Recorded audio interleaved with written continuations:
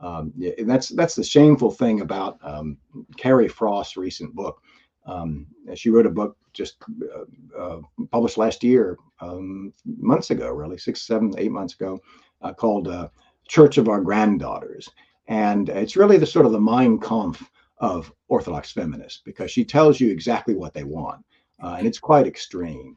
Because most all of society would have had the separation of roles, and women would not have had leadership roles.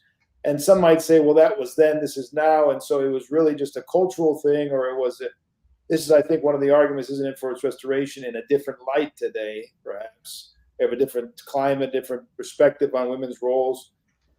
But just in its context there, how much do we think played a role, and how much of it was actually on the principle, some spiritual principles laid down by the apostles? Well, the assumptional part of the advocates nowadays is, of course, that was then, and they had different beliefs then. They try to have it both ways in a way, because the feminists will, in a sense, they'll point to passages of the New Testament that they say represents sort of the true faith, the golden thread of real Christianity, and that's for them very egalitarianism. That's where they quote Galatians 3:20 or 3:28, where it says, neither slave nor free, Greek nor Jew, male nor female, or male and female is what he actually says. But they'll quote that, and they'll make a lot of that, as some Origenists do. But at the same time, they'll also say that, well, but people were different then, and they were terribly influenced by their own culture, and it's the culture that overcame this original Christianity that they see in these handful of verses and things like that. And the problem with that is it's impossible to document, because there just isn't a lot of evidence of any real change in regard for a male and female over time. You have to assume that there's this feminism at the beginning in order to see any change. And then it's just a matter that, well, anything that's not plainly feminist, well, that's evidence of change. That's all an assumed change. There was one, in rereading the book this afternoon, I do quote at length a modern scholar who himself leans towards the very feminist view on this.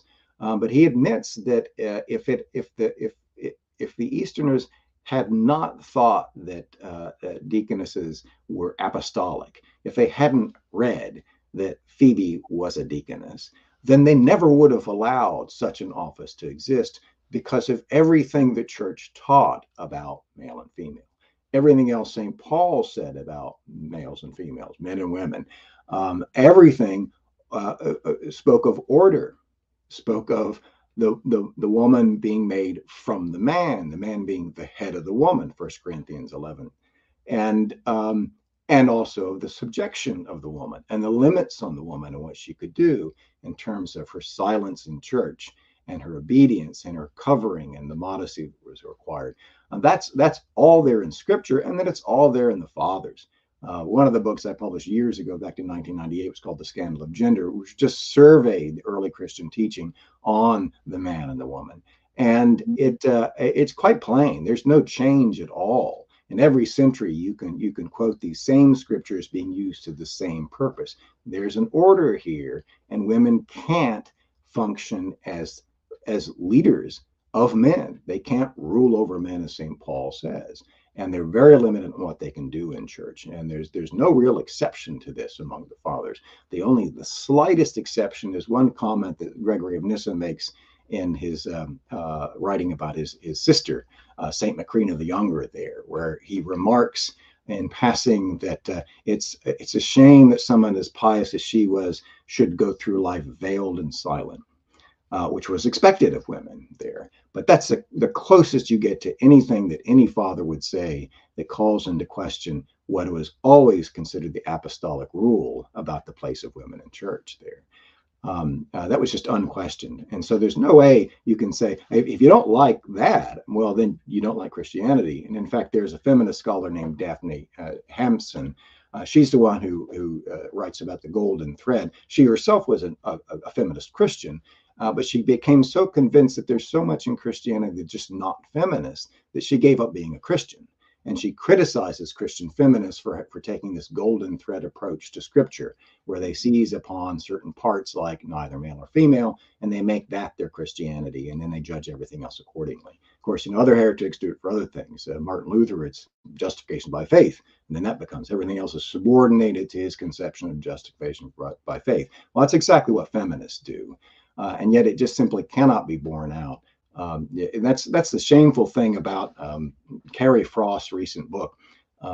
She wrote a book just published last year, months ago, really 6, 7, 8 months ago, called "Church of Our Granddaughters," and it's really the sort of the Mein Kampf of Orthodox feminists, because she tells you exactly what they want, and it's quite extreme. She doesn't quite go as far as women priests and bishops, but she says we ought to have that conversation, and she doesn't give any reason why we shouldn't.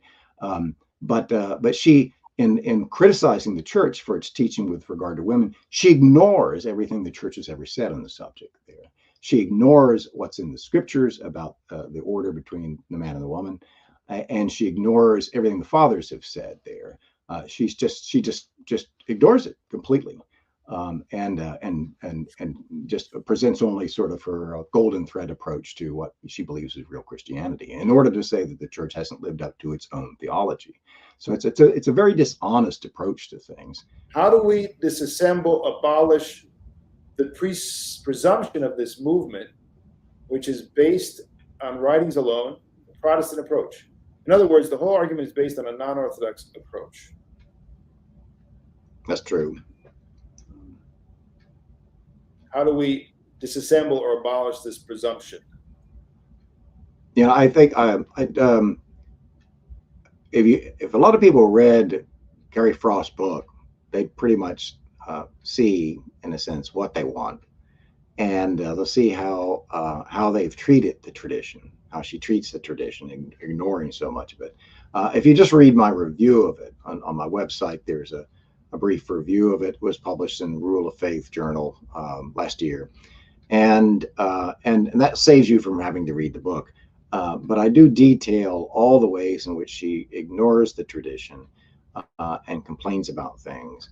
As I was telling Father Peter Heers earlier, it's sort of the Mein Kampf of Orthodox feminism. It tells you where they're really headed, all that they want, really, almost all that they want.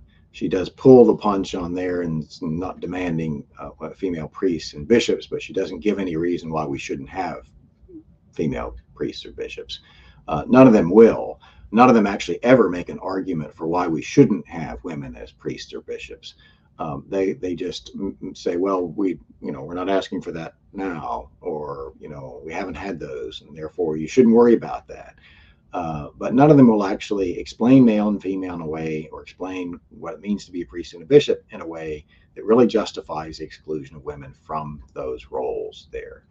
That's quite plain. It's quite plain in her book, and if you just read the review I wrote of it, then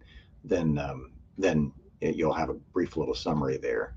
And if we could just share that, and it has been shared quite a bit, I think it's done some damage. I think she did her cause some harm in writing this book, because she did reveal too much about the way they're approaching this whole issue and what they really want. Because what they really want is quite a lot. It would be a very different church. It would be an Episcopalian church, basically, and look almost nothing like an Orthodox church that I'd want to go to. And it's all right there in the book. Yeah, we should just let people know this is what they're up to.